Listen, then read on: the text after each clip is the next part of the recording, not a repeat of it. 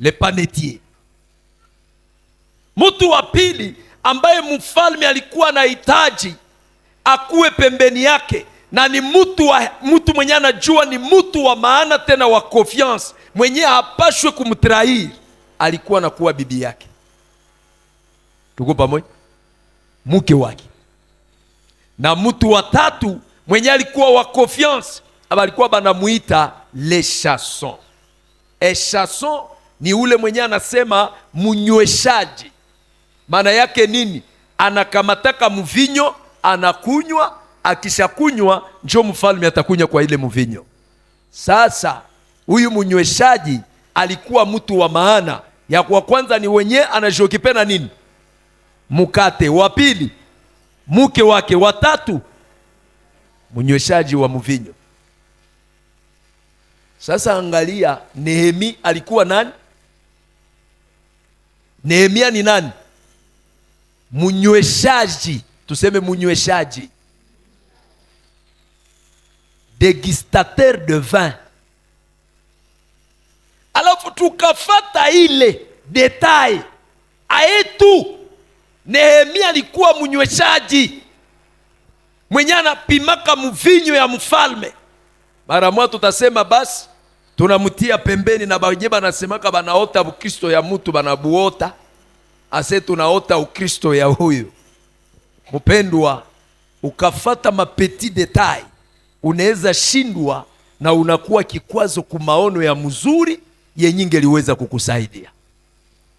Je, Mungu mnanifuata wapendwa? Ninakamata mfano ya pili. Mfano ya pili ni katika Wafalme wa Pili sura yake ya 5, ukianza verse ya kwanza. Kunakuwa mtu mmoja mwenyewe anaita nani? Naaman. Naaman alikuwa shujaa katika vita, na Biblia inasema alipendwa na mfalme, na Biblia inasema alipiga vita na alikuwa shujaa katika vita. Lakini Biblia inasema tena ya kwamba huyu mtu katika hali yake gisi alikuwa mkoma. Alikuwa mkoma. Huyu mtu wakati moja akaenda akapigana vita. Alipopigana vita akateka mateka mtoto moja ambaye alikuwa ndani ya hali ya kushika, biko banapigana vita, wakaenda kamata mtoto bakamurudisha kunyumba, bakamunasa mateka, na akaenda bakia kwa nani? Kwa Naamani. Alo, alipobakia kwa Naamani, anabakia pale ni esclave. Maana yake mtu wa chini, mtu mwenye anazarauliwa, mfanyakazi mwenye alitekwa mateka kwa eta yake, alikuwa mtu mwenye astahili heshima. Lakini niko napenda nikuambie, Mungu wa mbinguni anapofanya kazi anajipatiaka utukufu mubizarauliwa. Hata kama mwanadamu anaonaka vinye vinapiga macho, lakini Mungu haonaki vinye vinapiga macho. Yeye anaonaka vile vinye havipigi macho. Haleluya. Akamuona ule mtoto iko ndani ya nyumba ya mfalme. Siku mwana mkuya anamwambia mama, papa kaenda kwetu, anaonana na banabii batumishi ya Mungu, hata bakia tena mkoma. Niko nataka kuambia, mimi si alikuwa mzarauliwa mueta yake, lakini alikuwa msaada juu ya jamaa mzima. Bwana Yesu asifiwe. Les ennemis de la vision. Pale njo kwenye tuko kwa siku ya leo. Nehemia ni mtu ambaye alikuwa na maono. Sema maono. Alikuwa na vision. Na tukasema ya kwamba maono ni nini kwa wanafunzi wazuri? Tukasema maono, kesho, leo, ndani ya nini? Napenda tuelewe ile vizuri. Maono ni kesho, leo, mumawazo ya mtu. Nitafasiria ili uelewe. Sipendi toke mumukutano unasema bali tuambia seme Nehemia alikuwaka na maono. Sasa banakuambia maono ni nini? Ase mwalimu alipimaka hata sema sasa unayua na vya mingi njoo vinasemekaka vyote vikapita. Mimi sipendi hivi. Napenda utoke hapa na umejua maono ni nini. Bwana Yesu asifiwe. Maono ni kesho. Leo mumawazo ya nani? Ya mtu.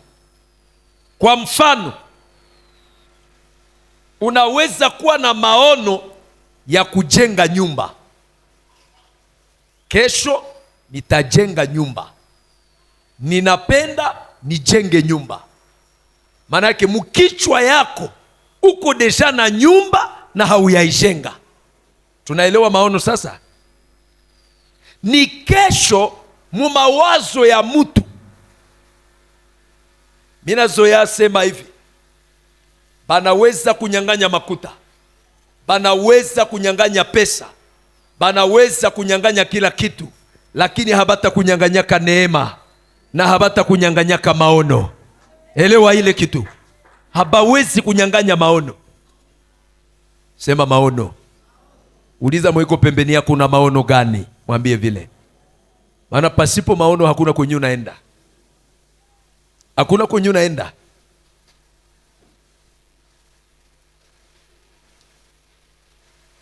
Bwana Yesu asifiwe. La vision. Nehemia alipata kwanza maono ya kesho ya watoto wa Israeli na habayakuwa bien, meya kaanza ona gisi batakuwa bien. Manake Nehemia alikuwa na maono. Na maono ni kesho, leo mumawazo ya mtu. Le futur au présent dans la passé de l'homme. Kwa Kifaransa ni hivyo. Unaweza kuwa na maono ya kuenda Chine. Mimi napenda na mie niendake Chine. Na mie niendake ununulia bitu Chine. Na mie niendake nunulia bitu Dubai. Na mie nifungulake kampuni ya kuuzisha magari. Mimi napenda na mie siku moja nikuwake na depo ya used. Ile njo banaita vision. Maana yake kesho mumawazo yako meleo. Ambia mwenzako kuwa na maono. Mwambie vile, mwambie kuwa na maono. Hatutajenga inji kama hatuna maono. Hatutajenga inji kama hatuna maono. Amen. Unakuwa na maono ya kununua gari, kununua pikipiki ya mpya. Unapenda ujenge kampuni kubwa, ukuwe na gari ya mzuri. Unapenda siku moja uhubiri wazungu, uhubiri Bulaya, uende uhubiri katika makusanyiko kubwa kubwa. Hiyo ni maono yenye uko nayo. Na nikuambie mpendwa, kama una maono, lazima maono yako itimilike. Lakini kama hauna maono, hakuna kitu kitatimilika mu maisha yako. Si tu ne rêves rien, tu n'auras rien. Hauna kitu kenye unawazaka, uko tu pale. Uko tu pale kubyenye binakuwa. Banasema masasi nalia, useme basi na itanyamaza tu. Lakini mtu wa maono atana kutana vikwazo, anajuaka lazima maono yangu itatimilika. Bwana Yesu asifiwe. Tungali pamoja wapendwa. Kama tuko pamoja, fanya alama ya mkono na mimi nione ya kwamba tunafatana pamoja. Bwana Yesu asifiwe. Maono inapashwa kutangulia ujenzi. Mbele ujenge.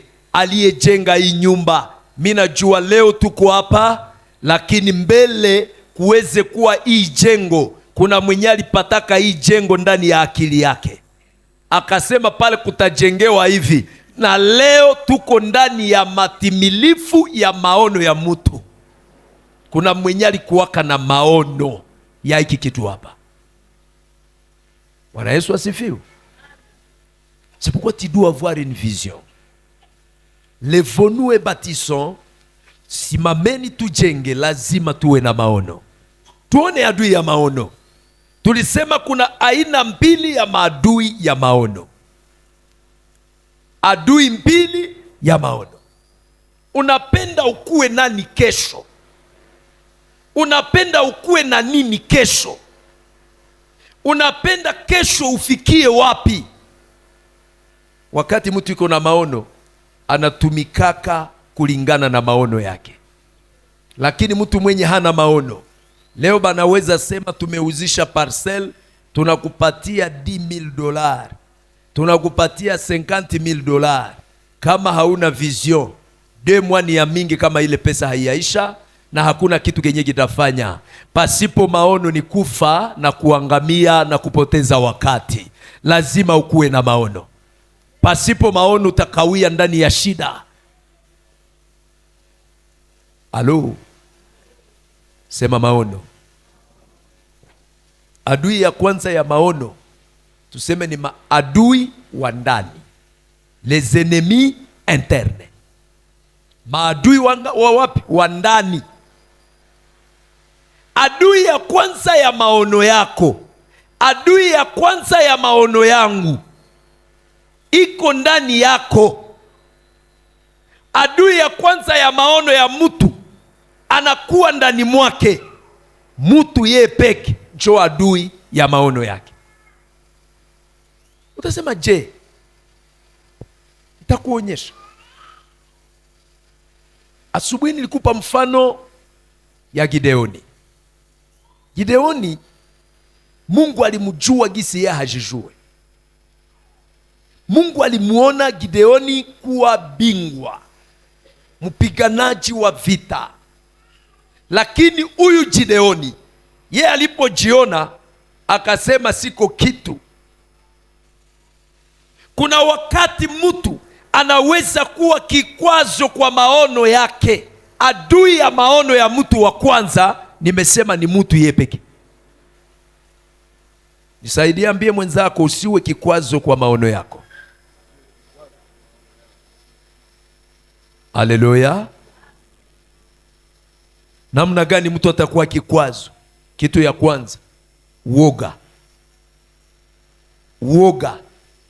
Unaweza ogopa maisha au unaogopa kuanza. Unashindwa anza.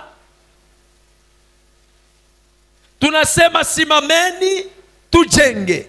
Wewe unasema nitaanzia wapi? Tutaanza namna gani? Na kutangazia magharibi ya leo ya kwamba anayeogopa kuanza hakuna siku atafanyaka kitu. Lakini anayeanza na anashindwa, kesho ataweza. Je, unanielewa? La peur d'échouer. Kuna watu wanakuambiaka saa nitapataka mimi naanza. Wacha nikuambie, kama hauanze na ile yenye uko nayo hautaanzaka. Kwa sababu wakati haikungojee. Adui ya kwanza ya maono ya mtu ni mtu yeye peke. Kupitia ya kwanza, woga. Ya pili, mashaka. Doubt itakufanya wewe ukuwe adui ya maono yako. Unajua hata mkundi mkishakiana hamuendake wapi? Katika kundi watu wakishakiana, unasema hivi gisi ule ameenda kule hakuna kitu. Wacha nikuambie, hakuna kitu kinaweza faulu ndani ya kundi kama watu hawaaminiane. Uliza mwiko pembeni yako, je, unaniamini katika ujenzi? Mwambie vile.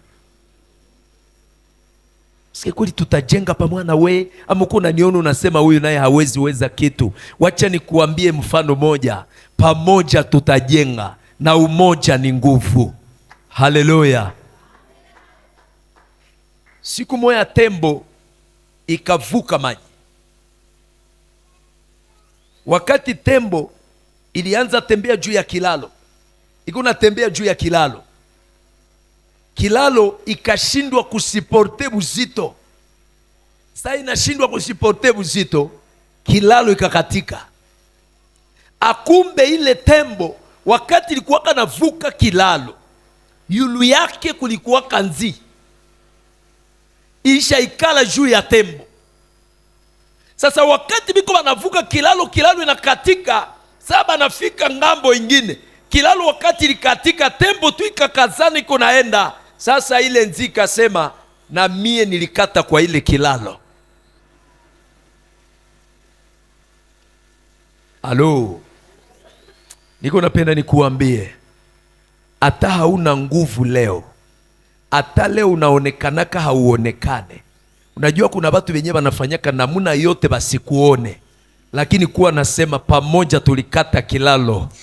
Haleluya. Na we kilo yako tu utakata kilalo, mwa ile uchache wako, mwa ile udogo yako tutakata kilalo pamoja. Je, kuna mtu iko nanielewa? Jo, Mungu akaambia Gideoni, enda na nguvu ulio nayo.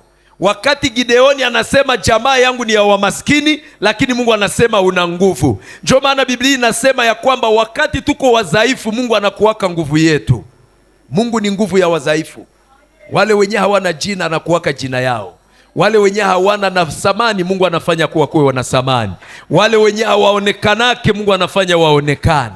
Wale wenye wanakuwa wafeble, Mungu anawapa nguvu, nao wanakuwa nguvu.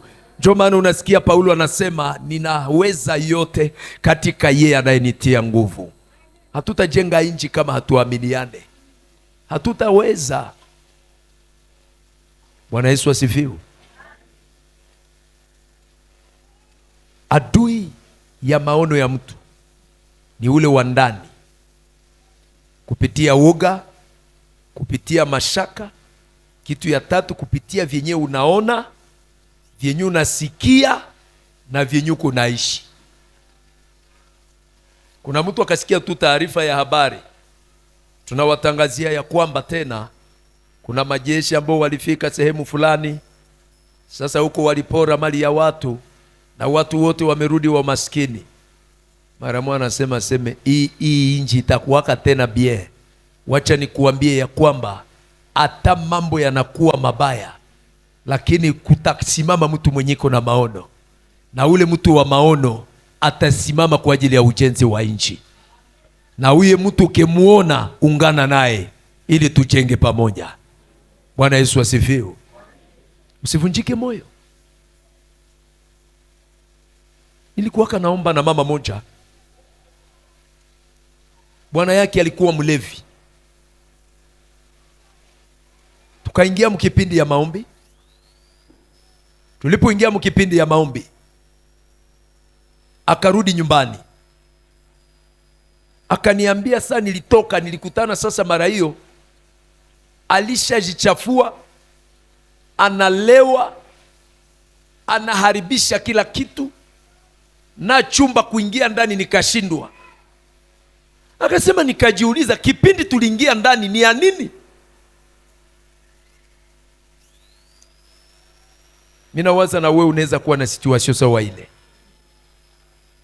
Zaidi unaomba, na kuna watu wengine zaidi anaomba, zaidi shida inakuwa tena uzito.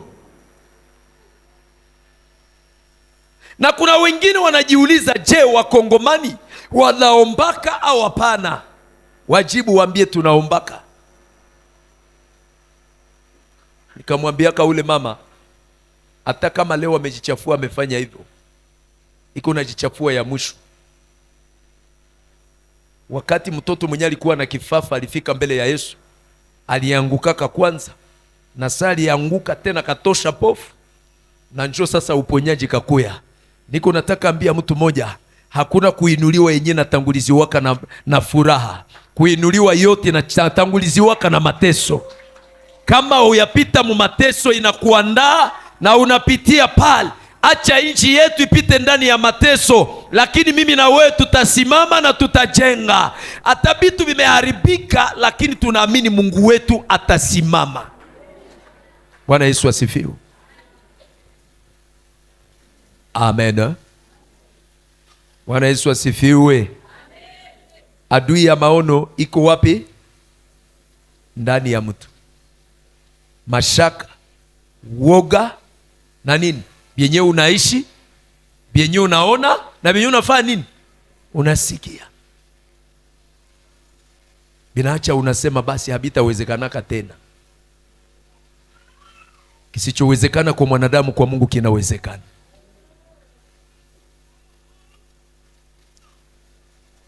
Adui ya maono ni wewe peke, pia kupitia njia ingine, eta sosiale yako, hali yenye uko leo.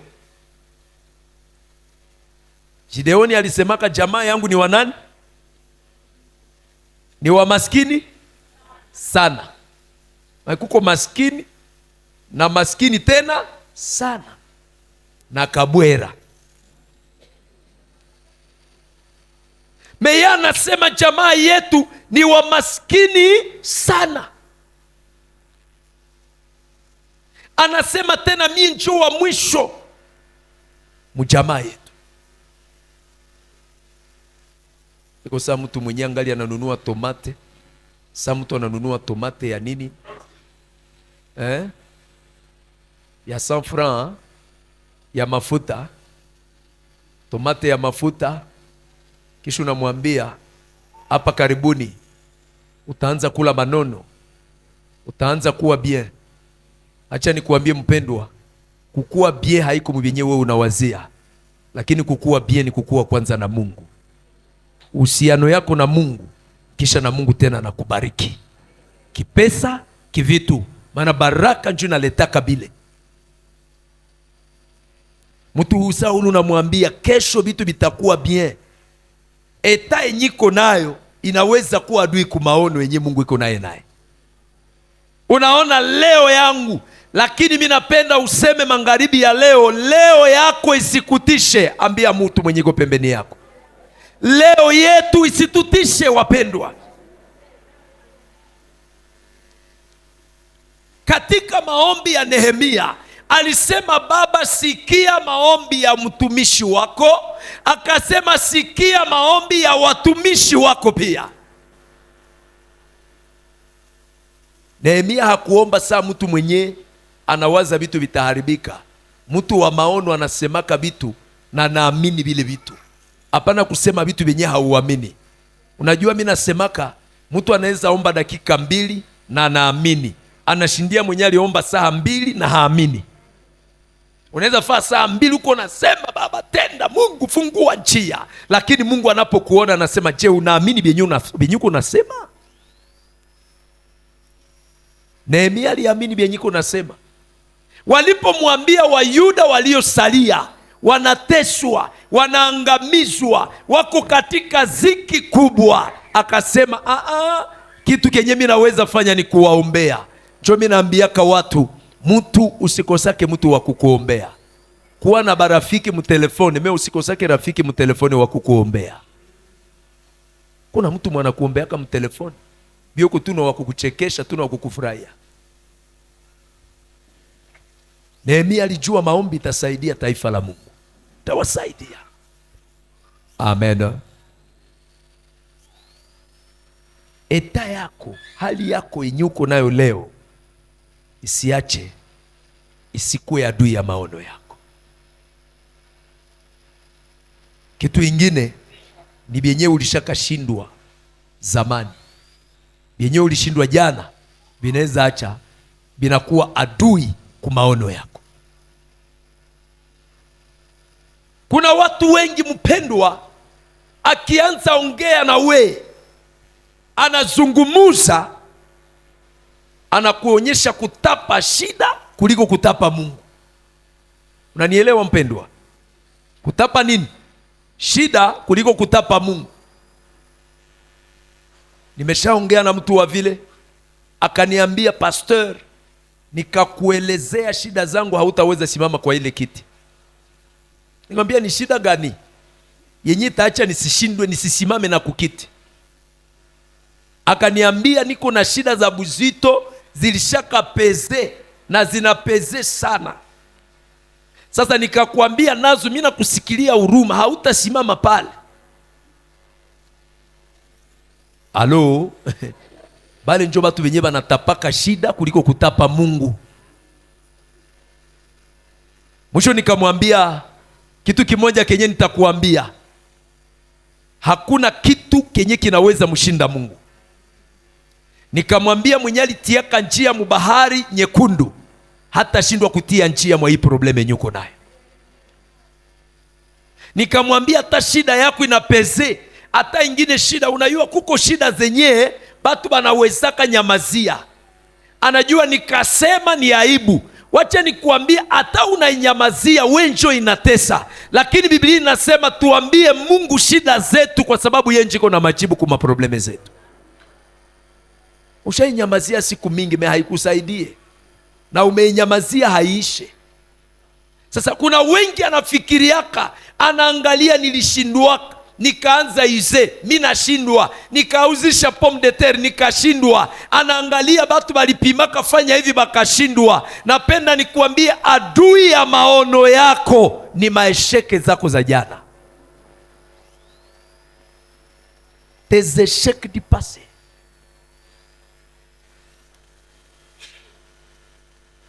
Ninaambiaka batu réussite iko composé na deux choses: échec sawa, expérience plutôt iko composé na bitu biwili.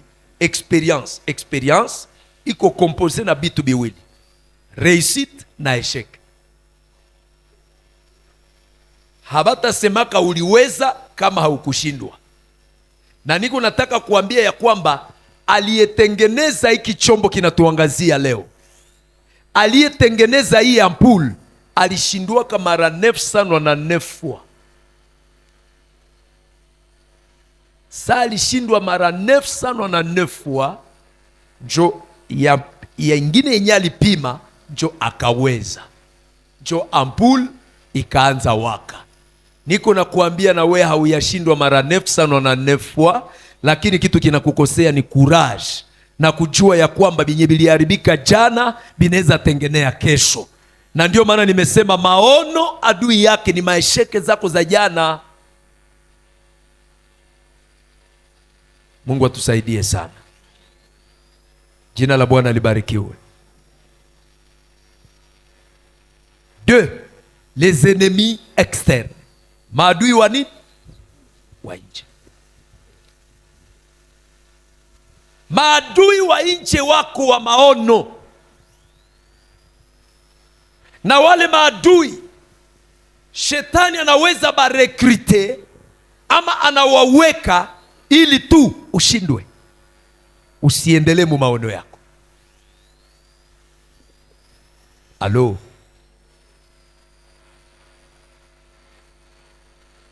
les ennemis externes. Wengine walikuwa wa ndani, hapa ni maadui wa nje. Tuko katika mafundisho. Tusomee papa ndani ya Nehemia 6:10 hadi 13. Maadui wa wapi? Wa nje. Uko na maono lakini maadui wanatokea nje. Nehemia 6:10 hadi 13. Nehemia 6:10-13 tunasoma katika jina la Yesu Kristo. Amen.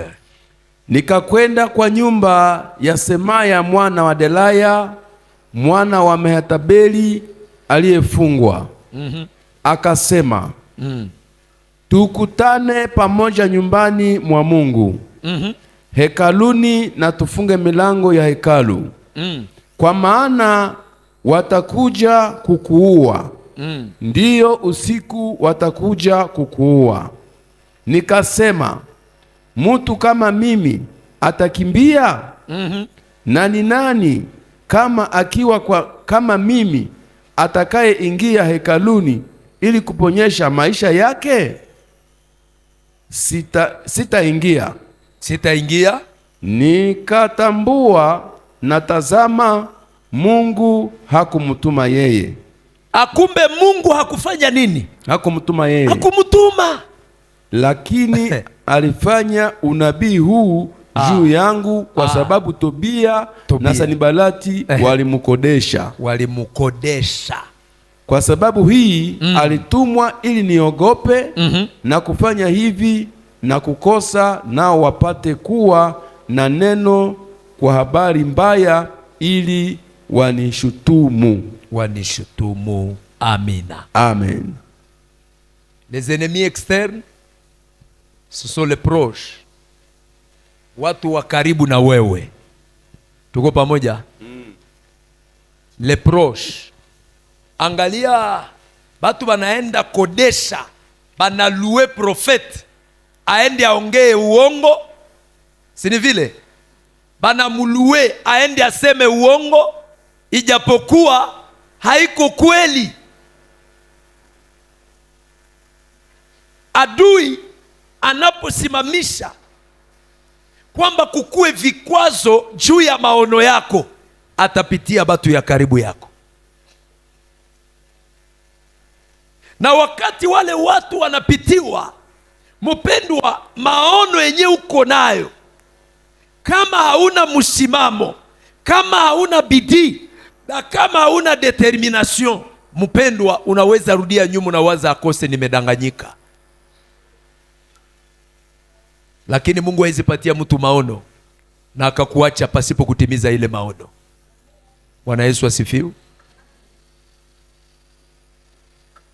Kuna watu wanaweza pewa rushwa, na kuna watu wanaweza pewa rushwa wanakuwa ni watu wako katikati yetu, na unasikia mtu anakuambia, lakini ile mpango unazania itawezekana?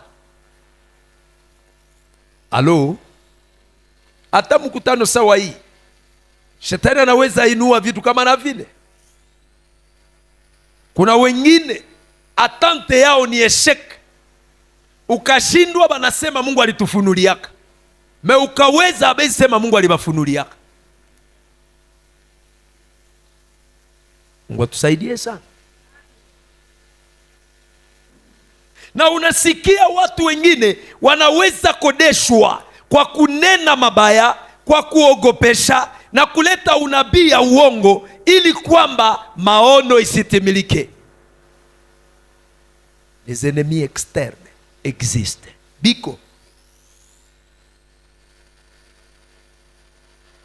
Auya onaka mtoto wa mama Leki anaolewa, bote baba toto ya mama Kulutu aba yaolewa. Mama Kulutu anapiga vita mama Leki. Mimi nimeshabiona.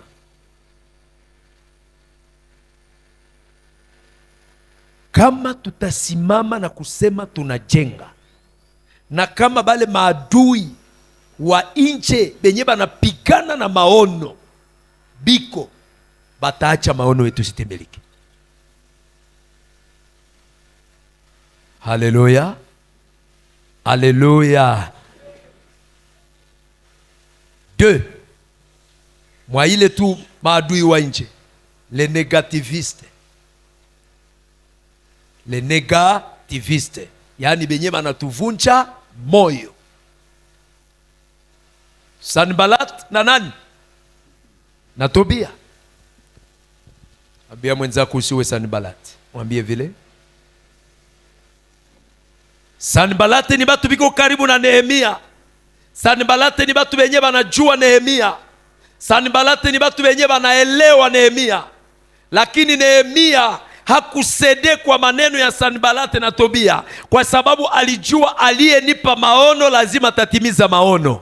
Na huyu Nehemia haiko kusema alikuwa anateseka, alikuwa kwenye nyumba ya mfalme, alikuwa bien.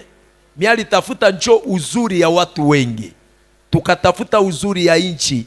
Hatutasema siye beni habaya uwaka mtu, tutasema ya kwamba tunatafuta wema ya nchi mzima. Tunasikia vita iko Goma, tunasema baba tutasimama.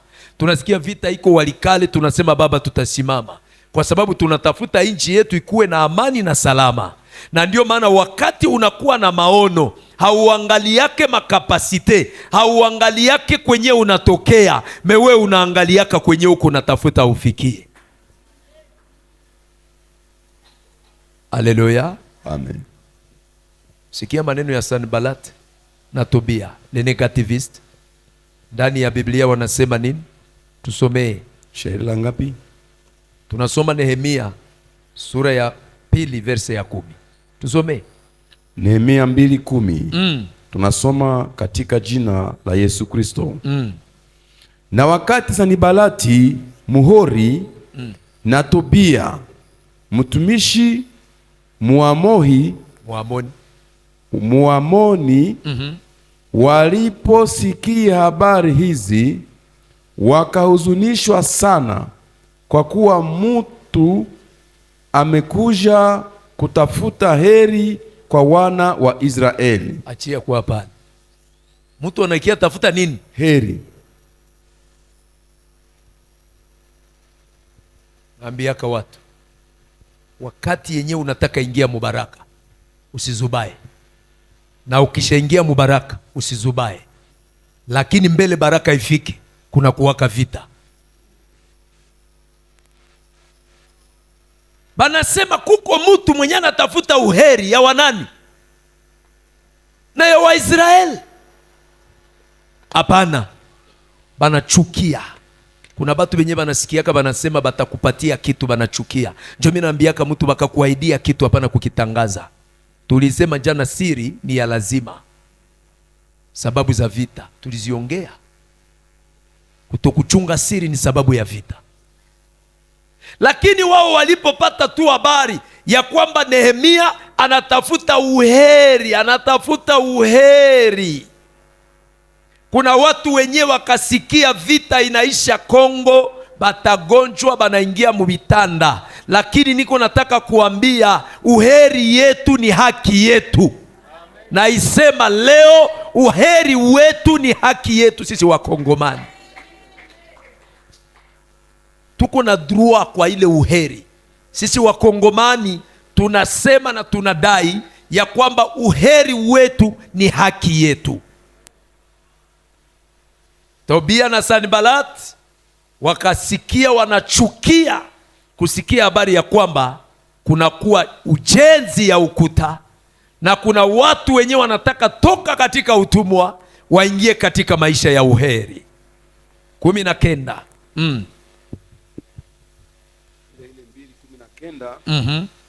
Tunasoma 19 katika jina la Yesu Kristo. Asante. Nasema hivi. Lakini wakati Sanibalati Muhori na Tobia mtumishi Muamoni na Gesemi Muarabu waliposikia,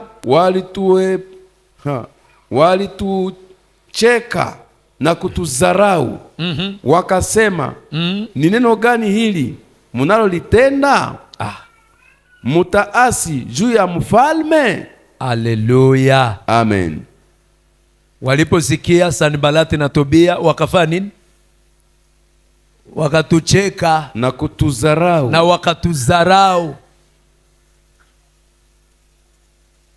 Kuna watu wenyewe unasemaka tunaombea inchi, wanasema Mungu angelisikiaka maombi yenu kama bilishaisha. Sema Sanibalati na Tobia, sinibale.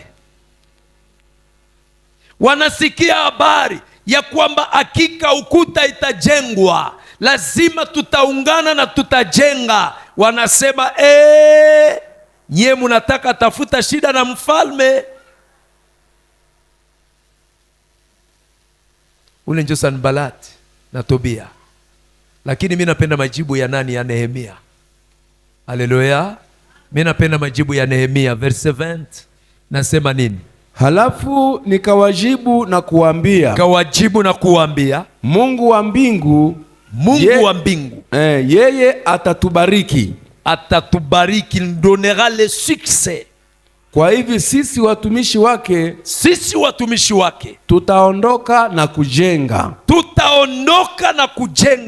Francine nasema nous les verrons et nous bâtirons. Iko maverbe zinahusu nini? Futur. Sinivile? Nous les verrons et nous bâtirons.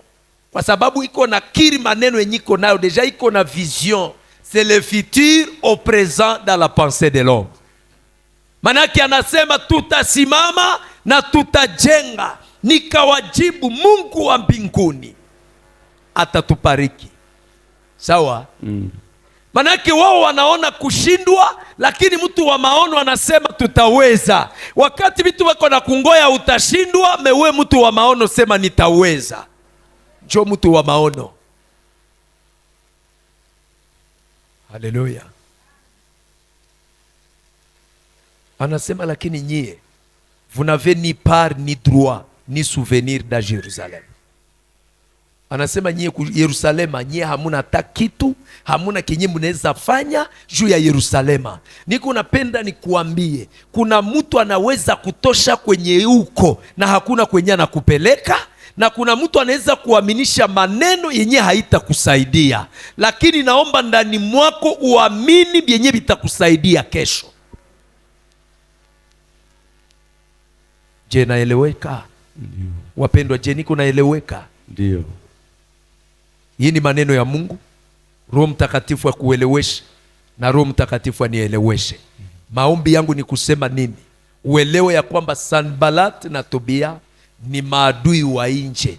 Sasa usikubali Sanbalat na Tobia maneno yenyewe anakuambia ikuvale. We mwambie Mungu wa mbinguni atatupatia kufaulu. We mwambie hata we unaona eshek, mimi niko naona reisite. Na ndio maana ningelipenda nikuambie, hakuna watu wenyewe watajenga kama hawatasimama na kuamini Mungu mwenye atawawezesha. Ndio maana niko napenda nikuambie, kwa nguvu yangu na yako hatutaweza, lakini Mungu wa mbinguni atatuwezesha. Bwana Yesu asifiwe. Jambo ya muhimu, les ennemis externes, les négativistes, les moqueurs, les jaloux.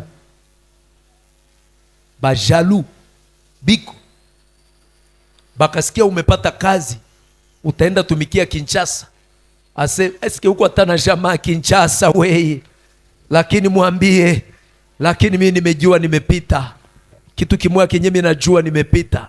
Na furahi yaka ule kipofu mwenye banaambia patia Mungu utukufu, lakini yeye anabaambia kitu kimoja kenye mimi najua nilikuwa kipofu, lakini leo mimi naona. Niko napenda tu nikuambie kitu kimoja, ya kwamba mu maisha yako kuna siku tashuhudia ya kwamba tulikuwaka muvita, lakini vita ilishakaisha. Kuna siku tatemwanye mpendwa, ya kwamba Mungu wa mbinguni hakuniachaka. Nililiaka mingi ndani ya unyumba, lakini leo Mungu amenifariji. Nililiaka sana ndani ya ujana wangu, lakini Mungu amenifariji. Levons-nous et bâtissons. Yes. Hatutajenga tu inji, tutajenga pia nyumba zetu. Haleluya. Amen. Les négativistes habatakosa. Siku moja nikaona couple wenyewe wanapendana. Shetani ni mwivu sana. Mkipendana mjue na vita iko pale pembeni. Sasa walipopita kunjia biko banatembea kunjia, banaenda biko banazungumuza. Sasa banafika quelque part, anaangalia mama, anaambia lakini mama, kabisa Mungu alinipaka mwanamke wa mzuri, na mimi najua kwenye tunaenda ni mbali. Akumbe Sanbalate na Tobia balikuwa kabiko pembeni, bakamutupia tu kri asebisi bashinde.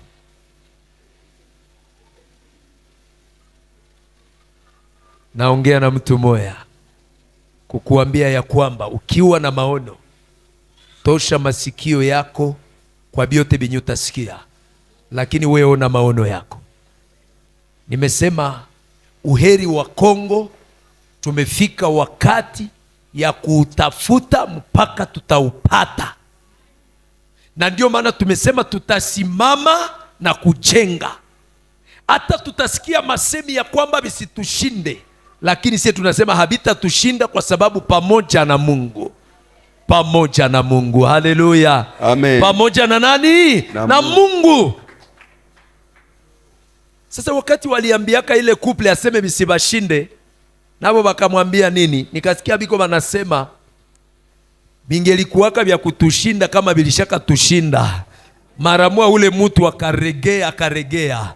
Niko nataka kuambia neno mbaya inavunjikaka muneno nzuri. Mtu akakuambia neno ya mbaya, sema neno ya mzuri. Amutaweza, sema tutaweza. Bilishashindikana, sema vitawezekana. Wanasema hautafika, sema nitafika.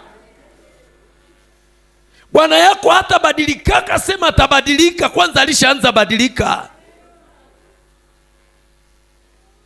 Haleluya. Amen. Inji yetu iliharibika miaka, lakini tunafika wakati yenye tukue nyuma ya mtu mwenyeko na maono ya inchi. Inchi yetu inaharibika, lakini tukue nyuma ya mtu mwenyeko na maono ya inchi. Mwenye atatamka maneno mazuri juu ya inchi. Mwenye atatamka maneno mazuri juu ya viongozi. Mwenye atatamka maneno mazuri juu ya jimbo za inchi yetu, na kusema ya kwamba hata inchi imeangamizwa, lakini kuna Mungu mwenye angali anaona inchi yetu. Na nikuambie mpendwa, Mungu anasimamaka na wenyewe walisimama pamoja naye. Tukasimama pamoja na Mungu na atasimama pamoja na sisi. Naona mkongomani mwenye anasimama na Mungu. Maombi yako unaomba, uwe unamwambia Baba, maono yangu ni inji yetu ikuwe na picha inayofaa. Na hii picha ninajua iko barabarani. Hii picha mimi najua iko inakuja, iko kunjia, na tunaenda ishi Kongo ya mpya. Hapana Kongo ya zamani. Tunaenda ishi Kongo ya mpya, sio Kongo yenye watu wanajua. Lakini usisikilize Sanballat na Tobia. Siwasikie. Kwa sababu hawatakosa. Bisibashinde. Mko mu maombi kule na mkutano na bingine bisibashinde. Lakini sisi tunajua Mungu aliyeleta maono ya mkutano huu hatapita kabla hajafanya kitu. Hatapita pasipo kufanya kitu katika nchi, hatapita pasipo kufanya kitu katika mji. Na ndio maana maombi yetu itakuwa ni kwamba tunasimama leo, tunapenda Mungu wa mbinguni njo afanye kitu. Macho yetu haiko juu ya watu, tunaona Mungu. Lakini ni mimi na wewe tutasimama. Bwana Yesu asifiwe. Bwana Yesu asifiwe. Adui wa ndani na wa nje. Adui wa nje wanaweza kuwa wale wa corruptible. Wake watu wenyewe wanapewa nini? Rushwa. Anaitika akule rushwa, lakini ndugu zake waangamie. Anaitika kule rushwa, lakini ndugu zake waangamie. Niko na kuambia hivi mpendwa, ya kwamba ijapokuwa maadui ya maono wanaweza simama, lakini giza haitashinda nuru, kwa sababu nuru inakuwa na nguvu kuliko giza. Kuna mtu anaweza sema amina kwa utukufu wa Bwana. Haleluya. Bwana Yesu asifiwe. Les ennemis de la vision. Pasipo maono hakuna kitu kitaendelea, lakini pamoja na maono tunaenda mbali. Simama ujenge, simama tujenge, na tutakaposimama tutasimama nyuma ya watu wenyewe wanakuwa na maono ya faida ya watu wote, hapana ya faida zao wenyewe. Mtu wa maono kama Nehemia alitafuta faida ya watu wote, na ndio maana alisema tutashinda na Mungu wetu wa mbinguni atatubariki. Alijua ya kwamba kitu kenye anatafuta haiko kyake, anatafuta kitu cha watu wote. Amen. Haleluya. Mungu abariki neno lake. Amina. Amen.